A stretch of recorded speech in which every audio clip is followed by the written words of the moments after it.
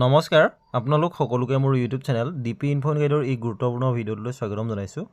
এই ভিডিঅ'টোত শিক্ষা বিভাগৰ তৰফৰ পৰা অসমৰ 10খন জিলাৰ একাংশ শিক্ষানুষ্ঠানৰ বিৰুদ্ধে যি কঠোৰ শাস্তিমূলক ব্যৱস্থা গ্ৰহণ কৰিছে সেই সম্বন্ধে যি অৰ্ডাৰ প্ৰকাশ পাইছে সেই অৰ্ডাৰখনৰ কথাখিনি অতি চমুকৈ জনাবলৈ চেষ্টা কৰিম। আশা কৰিছোঁ আপোনালোকে ভিডিঅ'টো শেষলৈকে চাই ইনফৰমেশ্যনখিনি ভালদৰে জানি ল'ব। লগতে ভিডিঅ'টো প্ৰতিগৰাকী শিক্ষক বন্ধু বান্ধৱীৰ লগত শ্বেয়াৰ কৰিব যাতে সকলোৱে শিক্ষা বিভাগৰ এই গুৰুত্বপূৰ্ণ খবৰটো লাভ কৰিব পাৰে। ছাৰ বাইদেউসকল, আমাৰ এই চেনেলৰ জৰিয়তে শিক্ষা বিভাগৰ প্ৰতিটো গুৰুত্বপূৰ্ণ ইনফৰমেশ্যন ৰেগুলাৰ আপলোড কৰিবলৈ চেষ্টা কৰি অহা হৈছে। সেয়েহে আপুনি যদি আমাৰ চেনেলটো প্ৰথমবাৰৰ বাবে চাই আছে আৰু আমাৰ চেনেলটো যদি এতিয়াও ছাবস্ক্ৰাইব কৰি লোৱা নাই তেনেহ'লে অনুগ্ৰহ কৰি চেনেলটো ছাবস্ক্ৰাইব কৰি ল'ব বুলি আশা ৰাখিছোঁ।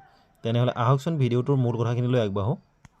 ছাৰ বাইদেউসকল, অসমৰ 10খন জিলা ক্ৰমে বৰপেটা, বজালী, কাছাৰ, ধেমাজি, হাইলাকান্দি, কামৰূপ মেট্ৰ', লখিমপুৰ, মাজুলী, নগাঁও আৰু নলবাৰী এইকেইখন জিলাৰ একাংশ শিক্ষানুষ্ঠানৰ বিৰুদ্ধে শিক্ষা বিভাগৰ তৰফৰ পৰা এক কঠোৰ পদক্ষেপ গ্ৰহণ কৰা হৈছে।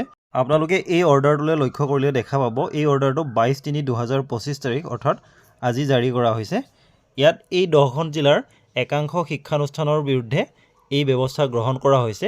আপোনালোকে নিশ্চয় গম পাইছে যে 2025 বৰ্ষৰ যি হায়াৰ ছেকেণ্ডেৰী ফাৰ্ষ্ট ইয়েৰ পৰীক্ষা সেই পৰীক্ষাসমূহৰ 21 তাৰিখ অৰ্থাৎ 21 মাৰ্চৰ যি পৰীক্ষা আছিল মেথেমেটিক্স ছাবজেক্টৰ ওপৰত, সেই মেথেমেটিক্স ছাবজেক্টৰ কুৱেশ্যন পেপাৰ ইতিমধ্যে লিক হৈছে কেইবাখনো জিলাৰ বিভিন্ন শিক্ষানুষ্ঠানসমূহত।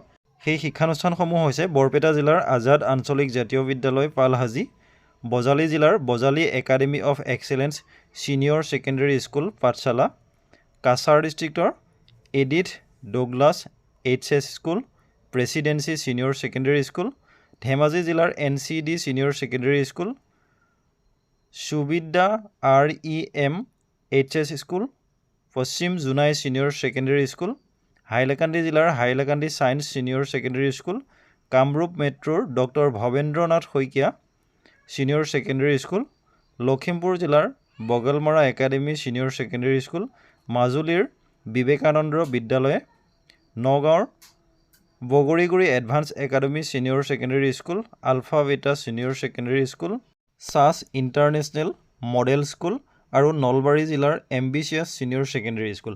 এইকেইখন জিলাৰ এইসমূহ শিক্ষানুষ্ঠানে নিৰ্দিষ্ট সময়ৰ আগতেই পৰীক্ষাৰ প্ৰশ্নকাকতৰ চিলসমূহ খুলিছে বুলি অভিযোগ উঠিছে আৰু সেইকাৰণে এইকেইখন জিলাৰ এই শিক্ষানুষ্ঠানসমূহৰ বিৰুদ্ধে এই অৰ্ডাৰখনৰ জৰিয়তে এই বিহিত ব্যৱস্থা গ্ৰহণ কৰা হৈছে।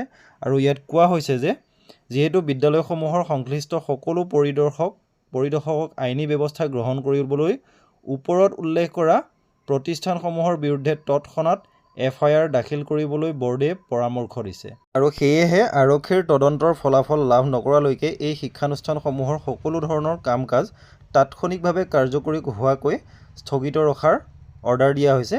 আৰু এই নিলম্বনৰ সময়ছোৱাত প্ৰতিষ্ঠানসমূহে 2025-26 বৰ্ষৰ যি শৈক্ষিক বৰ্ষ সেই শৈক্ষিক বৰ্ষৰ বাবে একাদশ শ্ৰেণীৰ ছাত্ৰ ছাত্ৰীৰ নামভৰ্তি কৰিব নোৱাৰিব বুলি ইয়াত কোৱা হৈছে।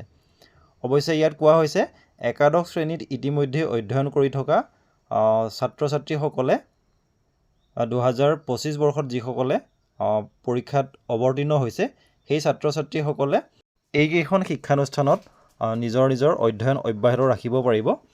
কিন্তু 2025-26 বৰ্ষৰ একাদশ শ্ৰেণীত নামভৰ্তিৰ অনুমতি এইকেইখন শিক্ষানুষ্ঠানে কৰিব নোৱাৰিব, অৰ্থাৎ একাদশ শ্ৰেণীৰ নামভৰ্তি এইকেইখন শিক্ষানুষ্ঠানৰ জৰিয়তে নহ'ব।